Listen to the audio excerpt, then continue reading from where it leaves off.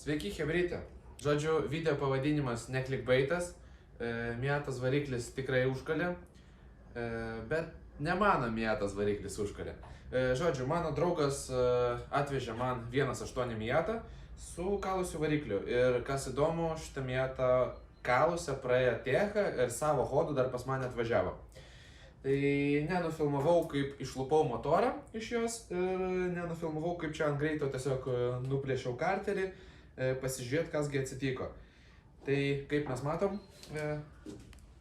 užkalė pro pirmą švaistiklinį. Čia kaip tik mes matome, kad švaistikliui yra žopa ir švaistiklį reikia keisti. Ir ant velino irgi matosi ryskės, tai suprantamas dalykas, kad reikės remontuoti veliną, daryti vieno švaistiklinio kaklo remontą. Taipogi dar noriu parodyti įdėklus. Žodžiu, kadangi jisai su kalusia mašina važiavo dar iki techo ir iki mano garažo, tai įdėklai yra tiesiog suvalgyti iki folijos storio. Mazdos motorai šiaip yra labai geri ir ganėtinai retai genda, bet čia būtent problema yra tame, kad žmogus pakūrė mašiną, kai joje trūko 2,5 litrų tepalų. Tai nevažiuokit su mašinom be tepalų, nes va, bus kalusia.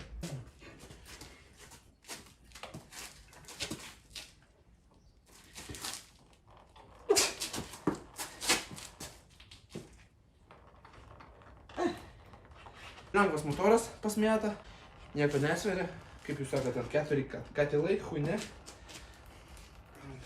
nu.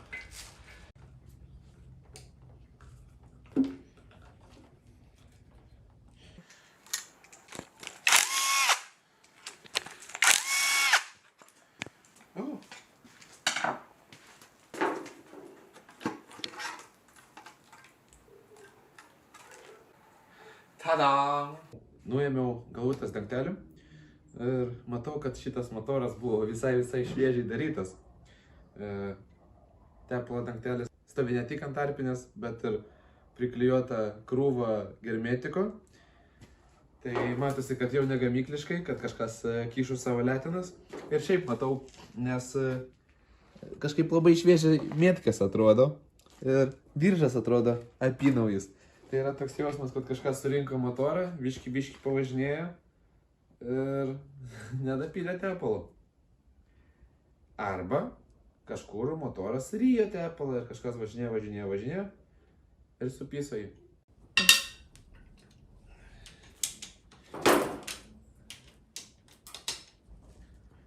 Atsukinėjant galvą, irgi svarbu tai padaryti teisingai.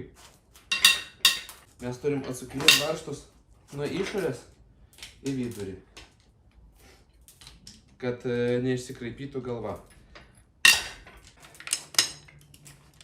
Čia, atlaisvinam, toliau galima iš puškos.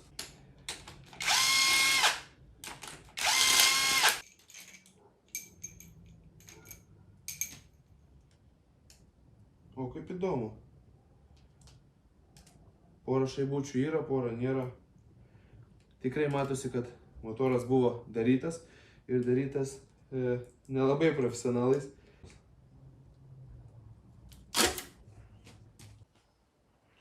Cilindrai gražus. O! Nepabraižyti yra Hono, neišdylė.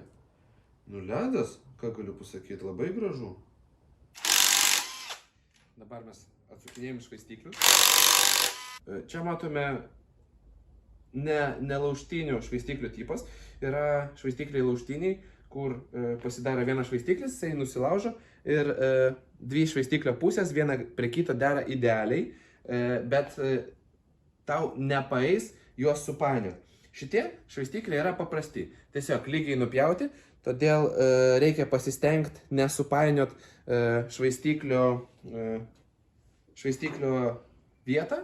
Dabar mes atsukinėjom guliavietės. Šiaip guliavietės dažniausiai būna sužymėtas, bet vis tiek geriau jų nepainiot, kad nebūtų fatalistinių problemų. Kaip atsuk, kaip nuėmei, taip atgal sudėjai arba sužymėjai.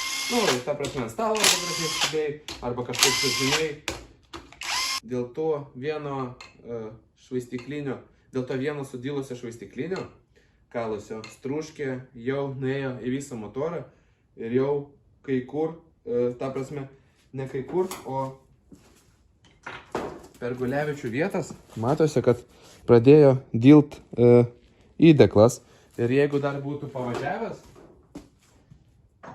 ir jeigu jam būtų pasisekę, kad neužsivyrino švaistiklis, tai būtų jau pravelę guliavietę. O tada reikėtų jau daryti bloką.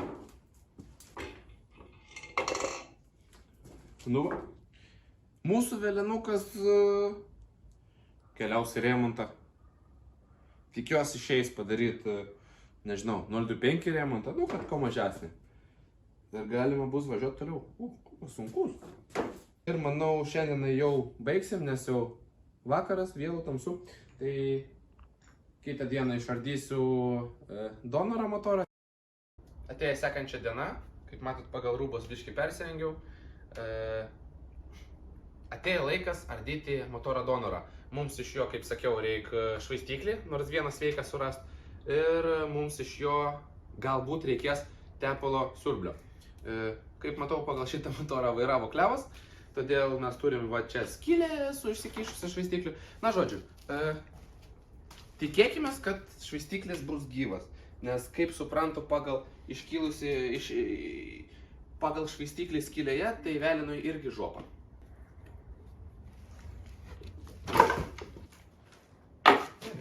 Baiba.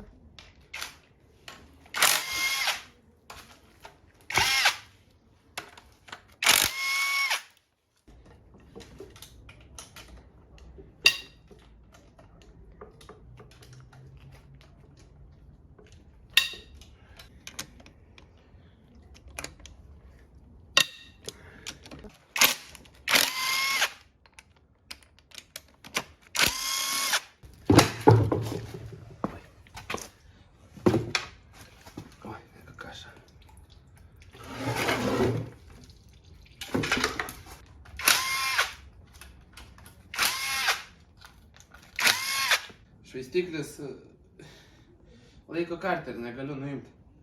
Traukinėje, galvą nušoviau greit, o dabar su karteriu bėdava. Tas lūžęs švaistiklis tiesiog laiko ir viso. Tai čia reikės laužyti karterį iki galo. Blet, prikybo, tai konkrečiai. Ta prasme, nejautė. Viso. Grožis. Kam reikalingas karteris namietus, sveikas, nedaužtas, nevyrintas, nedaužtas, viskas su juo gerai. O, biškį dar turiu stūmoklio tikriausiai, arba karterio, arba cilindro. Dar nežinau. Va, galiu parduoti sveriamai motorą.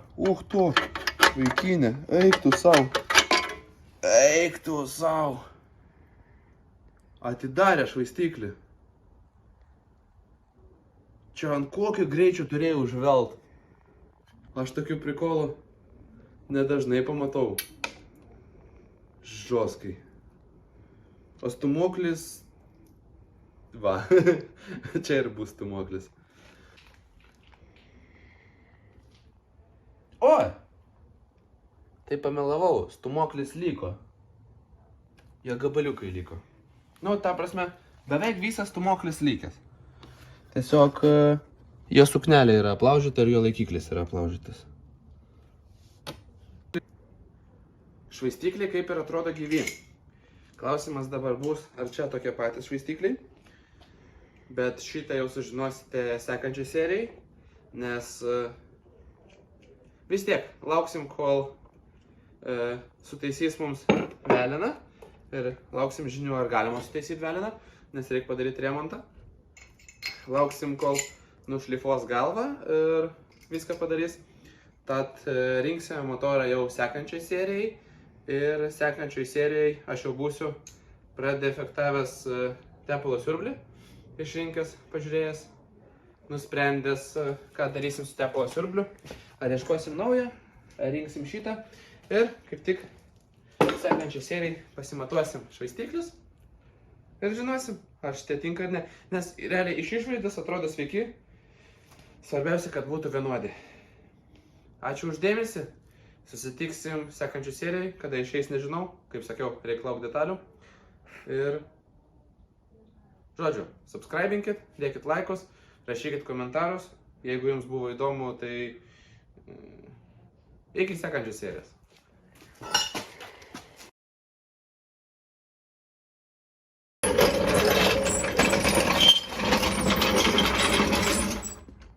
Nėra krautuvo, tai išvešam taip. Šiaip labai patogią schemą galit naudotis.